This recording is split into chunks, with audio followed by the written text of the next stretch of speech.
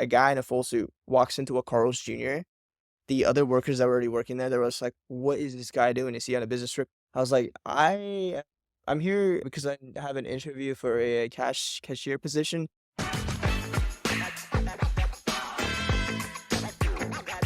Welcome to College Chats. My name is Bekruz Nuridinov, and I'm a senior here at San Diego State University, which is a public university in California. In this video, I want to go over my journey as a student from freshman year to senior year, and I also want to go over how I went from a fast food worker at Carl's Jr. to, it sounds silly even saying it, to a middle market investment banking analyst going full-time after graduation. So, if this sounds interesting to you, definitely stay tuned. My first year of college, my freshman year, I wasn't really wary of what I needed to do to be a successful student or a professional, so I focused on just classes, going to class, going home. I was a commuter as well. I didn't necessarily know that I had to do extra things or go out of my way to do things.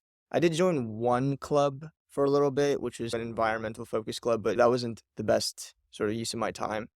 As far as professionally, I got my first job at a Carl's Jr.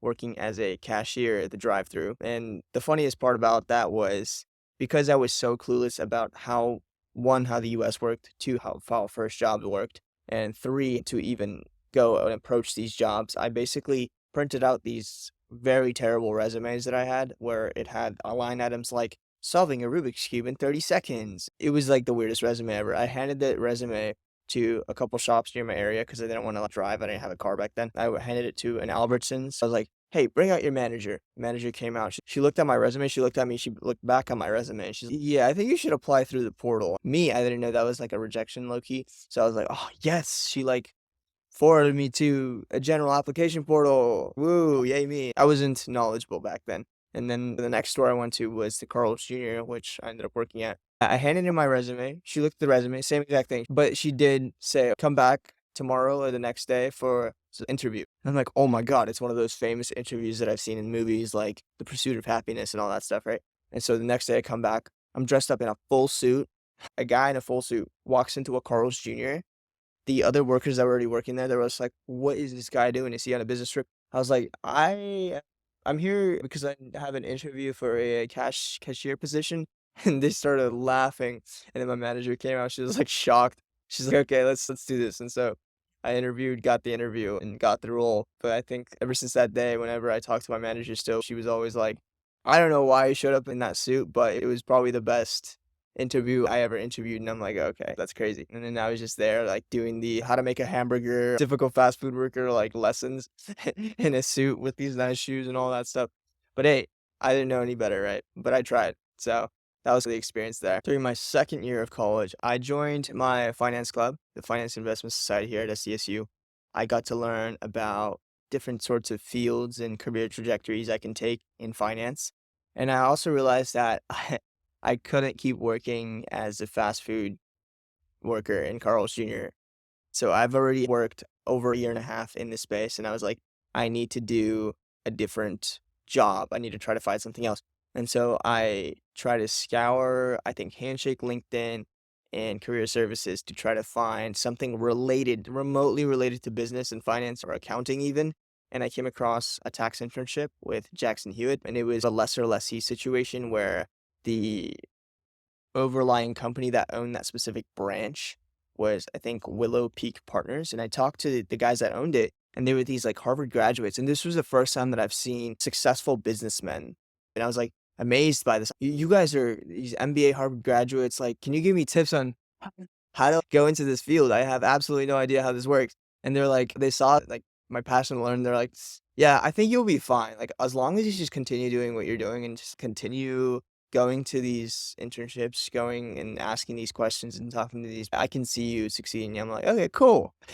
And then I got into did my tax internship throughout the second semester of my sophomore year. Again, showed up in a suit, but this time, unlike my Carl's Jr. situation, this was a little bit more granted, but it was still weird because no one really wore suits. It was a regular tax preparation job, so it was more so just like business casual type of thing. But the best part was I got so many compliments from these older clients that because most of the times people that need like tax help or like on the older end, they were just like, "You remind me of my young days." I'm like, that's one of the best compliments to get from old people. It was a good experience overall, and I'm super glad that I did it. But what made me sort of pivot from doing just purely tax and purely accounting was like, hey, this was just preparation. I did do a full course or whatever and got registered with California to do tax preparation, but it wasn't like what I wanted to do. I wanted to do something bigger. I wanted to do something that like really put me into a space in the business world where I can learn constantly at a deep level. And so that was my sophomore year. Then came my third year, junior year. This was the hardest year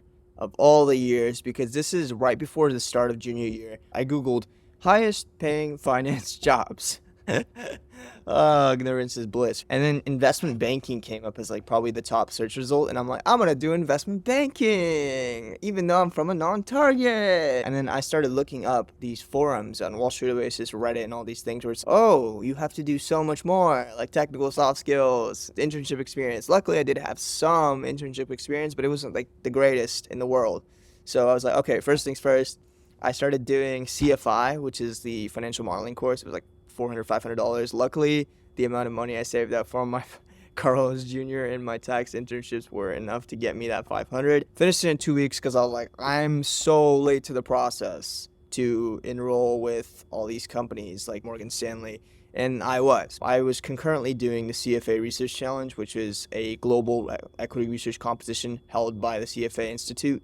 And I was competing against these other schools in the area, and we're doing this 20-page massive report with 3-statement models, comps, all this like analysis on a golf company, and we had to focus on ESG and stuff, and it was this crazy time where everybody was stressed, my team was stressed, I was stressed, and I was concurrently doing the CFI, concurrently trying to recruit for investment banking, and it was very hard. I also did a bunch of like different Udemy like supplemental courses in investment banking on modeling and all these things, and it was very hard. I like applied to probably 50, 60 different investment banking internships, and then after a while I'm like, you know what? I think I'm late, and so I started pivoting into corporate finance where I had an opportunity lined up, but all of a sudden one of the applications that I sent hit me back after I accepted a corporate finance internship. And they're like, oh, by the way, a spot opened up, and HR said, I'll go to who you already had in mind in terms of the candidate, because I had already interviewed for those positions. And then all of a sudden I had this like dilemma where it's like, do I burn bridges and do what I really want to do, which is investment banking at this middle market firm that just offered me a position? Or do I continue with my choice and stick to my decision and stand my ground?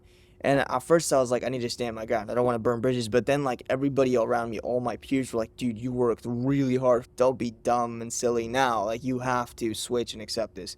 I'm like, okay, bet. And so I ended up switching and never regretted it ever since. I'm now at my 4th and final year of college and I'm doing well.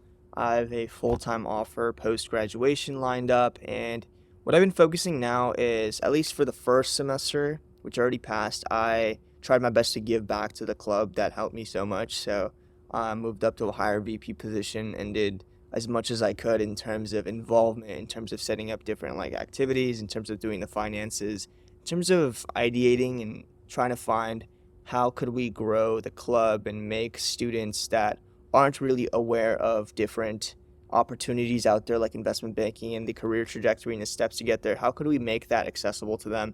And so that's what I was trying to figure out with that role. Eventually, that allowed me to transition into my learning into VC and entrepreneurship. The ideas and the problems that I've seen in the specific space of investment banking recruiting, I took that and tried to implement into ideating for startup idea, learning about venture capital and how funding and all that stuff worked. And I'm doing another competition right now where it's a venture capital investment competition, which is another global competition. What you're watching is this YouTube channel, this video that I made in order to scale out and help solve the problem I saw during my journey going into investment banking, which is if you don't have the right background, the right connections, or the right steps in mind to get into a lucrative field like investment banking, you're going to find it very difficult. And you will often find yourself already far past the actual timeline for recruitment. And so what I'm doing with this channel is I'm trying my best to get people on, professionals and students that have different experiences with their professional development journey, and I'm trying to allow them to hop on this platform, speak about their journeys, and hopefully scale that information out to all sorts of students from all backgrounds so that everyone has an equitable chance in terms of getting these different types of careers.